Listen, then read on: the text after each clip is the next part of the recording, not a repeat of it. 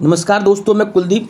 दोस्तों, आज हम देखेंगे इस हाथ में इन्होंने अपनी छोटी सी उम्र में काफ़ी अच्छा खासा धन कमाया है और काफ़ी सफलताएं अर्जित की हैं। इनको संपत्ति का भी काफ़ी नुकसान हुआ है। चलिए दोस्तों, देखते हैं क्या मुख्य कारण है। तो सबसे पहले हम बात करेंगे तर्जनी उंगली के बारे में। दोस्तों, तर्जनी उंगली आप देखेंगे अनामिका उंगली से बड़ी है। तो दोस्तों, तर्जनी उंगली जब अनामिका उंगली से बड़ी होती है दोस्तों, तो ऐसे लोगों में लीडरशिप की क्वालिटी होती है। और यहाँ तक कि ऐसे व्यक्ति अपने से नीचे जो लोग काम करते हैं उनसे पैसे कमाने का तरीका बहुत अच्छे से आता है। तर्जनी उंगली जो नीचे स्थान, उसको हम गुरु पर्वत कहते हैं। दोस्तों, अब देखेंगे गुरु पर्वत काफ़ी स्पेस लिया हुआ है। दोस्तों, गुरु पर्वत का मतलब होता है एक लीडरशिप की क्वालिटी, गुरु का दर्जा, इसीलिए यह काफ़ी महत्व रखता है। चलिए दोस्तों, अब देखेंगे हम मध्यमा उंगली के बारे में कि मध्यमा उंगली किस प्रकार से है। ये यहाँ पर शनि पर्वत का स्थान है इसके नीचे। दोस्तों, देखेंगे यहाँ पर काफ़ी क्रॉस के चिन्ह आपको देखने को मिलेंगे। इस प्रकार से क्रॉस चिन्ह बने हैं दोस्तों। तो दोस्तों, मैं आपको बता दूं, यह एक अच्छा चिन्ह नहीं है। जिस किसी व्यक्ति के हाथ में इस प्रकार का चिन्ह होता है उन्हें परिवार से या मित्रों से धोखा मिलता है, अचानक दुर्घटना के संयोग भी बनते हैं। लेकिन दोस्तों, मैं आपको बता दूं, जिस किसी व्यक्ति के हाथ में इस प्रकार से मैंने चिन्ह देखे हैं उनको धन हानि का नुकसान बहुत ज़्यादा रहता है। अब बात करेंगे दोस्तों हम अनामिका उंगली की। यह अनामिका उंगली है इस प्रकार से, और इसके नीचे का जो सूर्य पर्वत है दोस्तों, सूर्य पर्वत पे एक आपको खड़ी रेखा साफ और स्पष्ट दिखेगी दोस्तों, जो इनको प्रतिभाशाली बनाती है। इस प्रकार से यह रेखा मस्तिष्क रेखा के आके मिल गई है दोस्तों। तो ऐसे व्यक्ति की तर्क शक्ति काफ़ी अच्छी होती है। यह व्यक्ति काफ़ी बुद्धिजीवी भी होते हैं।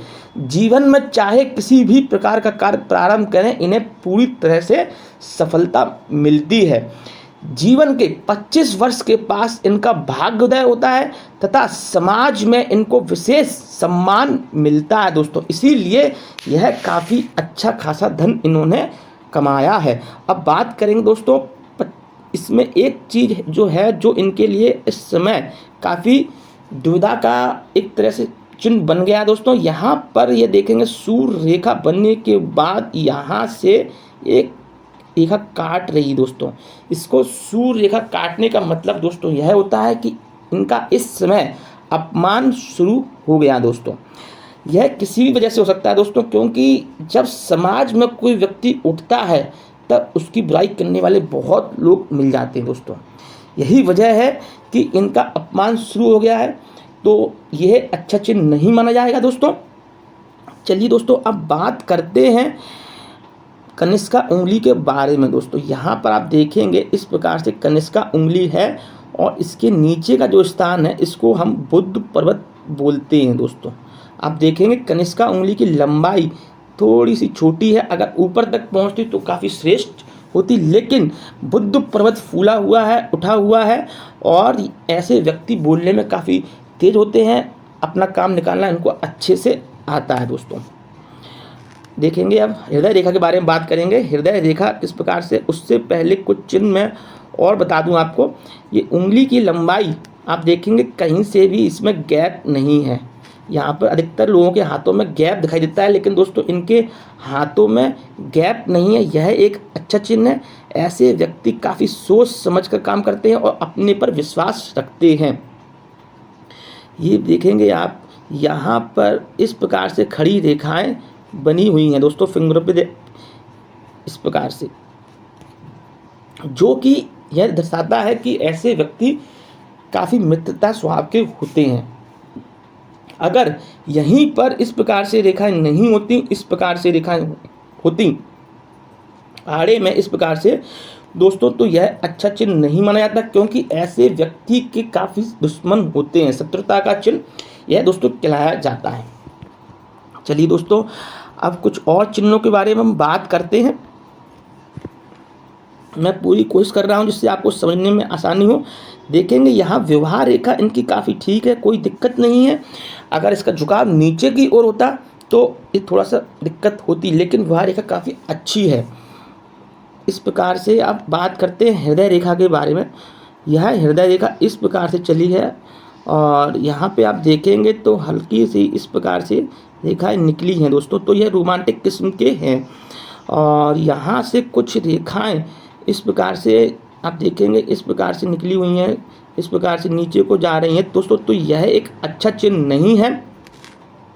ऐसे व्यक्ति कभी कभी अपने आप से गलत डिसीजन की वजह से अपने आप को उदासीन समझने लगता है, तो ये नकारात्मक की ओर इशारा करता है। इसमें हृदय रेखा में आप देखेंगे एक निम्न मंगल की ओर रेखा जाने वाली रेखा, जिसको निम्न मंगल बोला जाता है दोस्तों। तो यह भी एक अच्छा चिन्ह नहीं है। ऐसे व्यक्ति को अचानक से धन हानि, अचानक से मतलब ग्रह में शांति ना होना, यह चीज़ दर्शाती है। तो इसके उपाय जरूर करने चाहिए, मंगल का उपाय इनको करना चाहिए।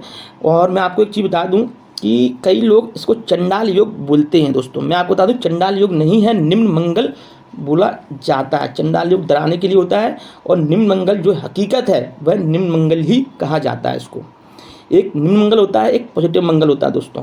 तो ये निम्न मंगल का स्थान था। अब बात करेंगे दोस्तों हम जीवन रेखा से पहले जो रेखा आएगी उसको हम बोलेंगे मस्तिष्क रेखा। इस प्रकार से मस्तिष्क रेखा गई है, मस्तिष्क काफ़ी लंबी है और अच्छी है। इस पर आप देखेंगे साफ और स्पष्ट ट्रायंगल दिख रहा है बना हुआ दोस्तों। यह जो ट्रायंगल है दोस्तों, ऐसे लोग काफ़ी बुद्धि से काम लेते हैं, बुद्धि द्वारा धन अर्जित करते हैं। तो इसीलिए मस्तिष्क पर यह ट्रायंगल बनता है। यहाँ पर इनके ट्रायंगल बहुत हैं, इस धन कोठरी भी है दोस्तों।